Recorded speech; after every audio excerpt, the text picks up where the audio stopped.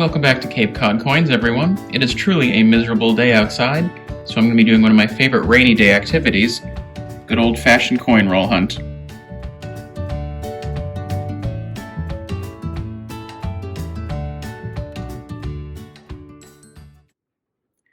I have here a box of pennies I just picked up from the bank yesterday. Unfortunately, it's one of the boxes I've been getting more often recently, where you can't really check for enders. But I'll be looking for any double dies, obverses, reverses, hopefully any Wheaties, as well as some close and wide AMs, and see if we get any other kind of goodies. Let's get started. Well, it's been a slow start to the box, with the only penny of note being this 1983 that has some die cracks on the reverse, running through the T in United, as well as through the leftmost column in the Memorial, and with some damage on the steps as well. But roll 5 is going to bring us our first two wheats of the box, a 1944 and 45, so that'll get us on the board. Through the first 10 rolls of the box now, and there's been a couple BU copper cents that I've pulled aside and I'll show off at the end since they might upgrade in my folder.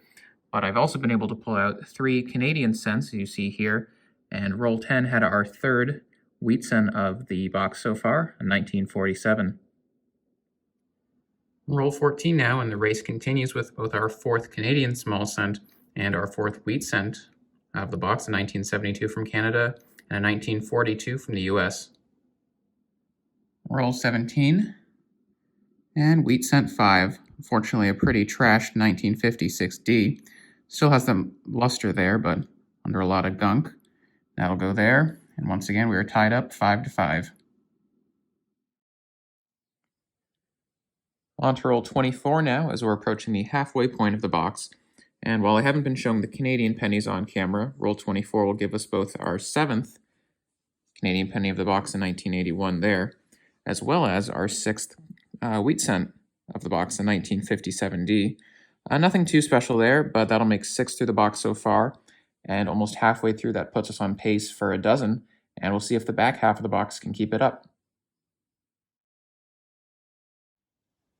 We're through with the first half of the box now on roll 25, and I accidentally deleted the clip from roll 24, but it gave us our 7th Canadian cent of the box, 1981 there, as well as this 1957 Denver wheat cent for our 6th of the box, but the real finds were what was in roll 25 there. I'll just bring them over here.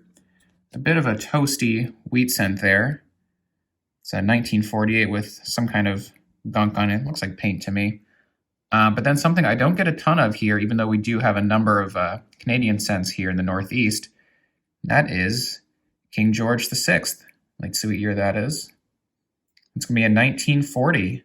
So if memory serves, that's only the 4th year that they've been doing that reverse maple leaf design. I think I have one in my folder already, but definitely worth a check. Don't see a ton of KG3s or KG6s, so that's a pretty neat find. And on to the second half of the box we go.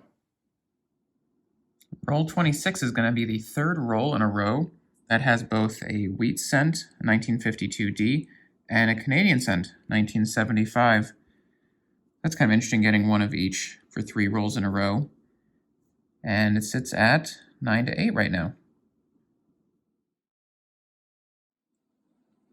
And roll 30 is going to get us to double digits on this box with our 9th and 10th wheat cents of the box.